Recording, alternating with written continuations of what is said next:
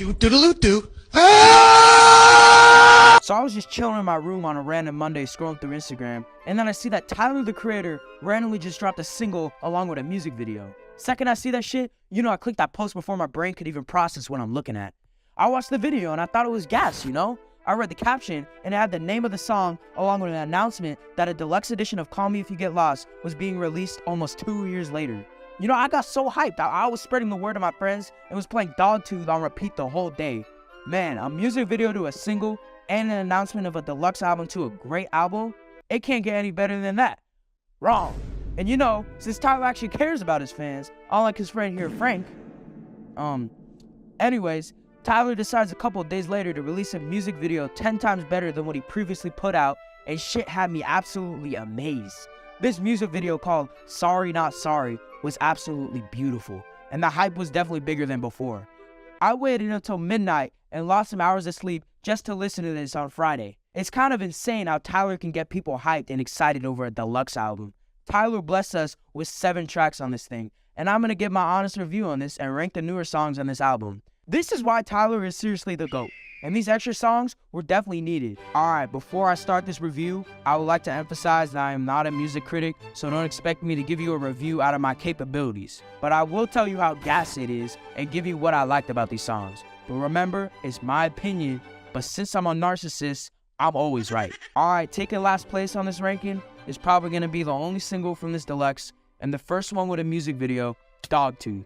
First of all, there's absolutely nothing wrong with this song, and to me, all the songs in this album are really good, but Dogtooth is clearly the most underwhelming song from the deluxe compared to what he brought to the table. This song is still pretty great though, and an absolute vibe, and shit got me showing my zesty side. Like, the beat is super great, the piano chords that make up the song just sound so smooth with the beat dropping and the vocals playing, and those lyrics, she could ride my face, I don't want nothing in return. I can't believe I'm saying this, but this is kind of bars. Am I me writing? Maybe, but I don't care. Anything Tyler does got me on my knees. Definitely a great introduction and announcement. 7 out of 10. Okay, next on this ranking will get me hate. Actually, this whole ranking will get me hate. But you don't get how hard it is to rank these songs from worst to best, so I'm gonna try my best. So taking second to last is going to be What a Day. Alright, before you give me hate, just hear me out. I love this song, and like I said, every song on this deluxe is really great, but I just didn't find this song really intriguing and better than the others because all the songs are just that good. The lyrics on this song are just beautiful, and Tyler opening up is always great. This is definitely a laid-back track, and the sample is used very well, but I just found the other projects on this deluxe being produced a lot better and are a more enjoyable listen. There are more complex and easier songs to listen to on this album compared to this one. I mean, Madlib produced this. Of course it's going to be great. I would have never thought that I'd see a collab like that ever, but Tyler for sure is unpredictable and never bores his fans. 7.5 out of 10. Alright, taking the next spot has got to be the best banger on this album, Stuntman. The instrumentals on the song just seem so unique, and the bass line and bass strength just make it a whole lot better.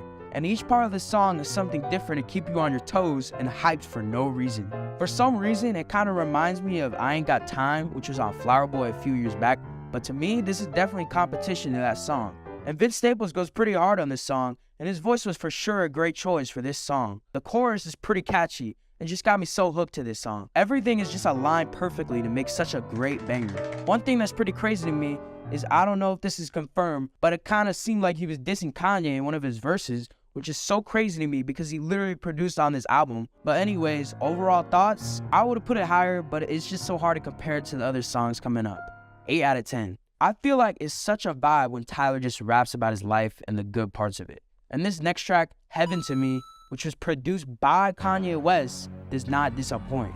It just feels like such a vibe, and the lyrics just make so much sense with the style of this song, and shit had me feeling so happy. Tyler really had me almost crying in my room with such a beautiful track. What a Day was a similar vibe, but Heaven to Me just did it a lot better. Production especially. Alright, Madlib is one of the best producers ever, but Kanye for real the GOAT for having top tier production and rapping. Every time I heard new chords being added and hearing the different parts of the song, I was absolutely obsessed with this shit. And Tyler's vocal addition to this definitely made me feel like I was in heaven. Kanye and Tyler combined just makes the perfect songs, and this was proven right once again with this track, 8 out of 10. When I first heard Boyfriend, Girlfriend, it sounded so familiar for some reason, but I later found out that it was the music playing in the background of the Corso music video. This song was made in 2020 according to Tyler, and honestly, releasing that song instead of teasing it on another music video was the better decision. Locking this song up would have been dissatisfying, and I can confidently say that this is a top 3 on the album.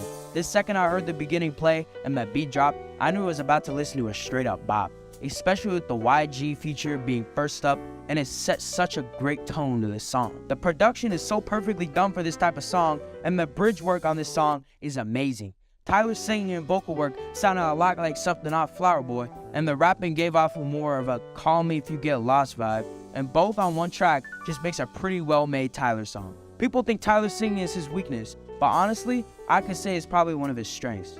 What more can I say? Just listen to it yourself, and I'm sure some of you will like it. It definitely reminded me of Sweet, I Thought You Wanted to Dance, so I understand why I liked it a lot. But overall, 8.5 out of 10. Taking second place has got to be probably one of my favorite songs on the album. Even Tyler himself said that this is his favorite song on the album, and I'm talking about WHARF Talk. Tyler actually teased this song all the way back in 2020, and I can say that this track is what every Tyler the Creator fan wants with his music. It has the perfect soundtrack and perfect feature to make such a perfect song. When I saw that A$AP Rocky was on the deluxe, I knew that this was probably going to be one of the best songs on the album, and I was right. Tyler doesn't rap at all on this track, and it's still great. Tyler's singing and vocal work was phenomenal. Combined with the introduction of A$AP's verse, just got me so hyped and excited. Man, hearing this for the first time was definitely a great experience. This song was released along with a music video, and the visual experience just makes this song 10 times better than it already is. Only problem was that A$AP's verse was so goddamn short, and he had so much potential to do something better. But he did good for the time he had, not gonna lie. I'm feeling a 9 out of 10. Alright, this number 1 spot could have been seen a mile away, and I'm sure most of you will agree that Sorry Not Sorry is the best song on this album. Everything about this song is phenomenal, and the music video for this song is probably his best music video yet.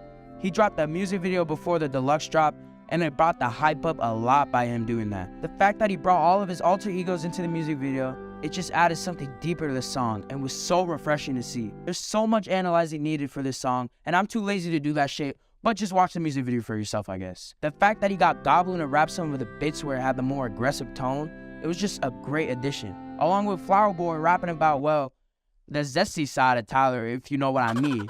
This is definitely one of Tyler's most vulnerable and personal songs, and lyrically, it's just beautiful and perfect. Like that Odd Future reference towards the beginning was just, mwah, chef's kiss, bro. The production is just on another level as well, so let's not forget about that. Like the build-ups to Tyler's alter egos are so good for no reason. The music video along with the songs, deeper tone, and the production made it one of my favorite Tyler songs ever. Plus DJ Drama teased a new era towards the end of this song. I'm no music critic, but I'm sure all of you can agree that this song is gas, and that's why I can confidently rate this a 10 out of 10. Anyways, you guys are probably wondering, what does one of Tyler's hardest meat riders think of this album, and what do I rate it?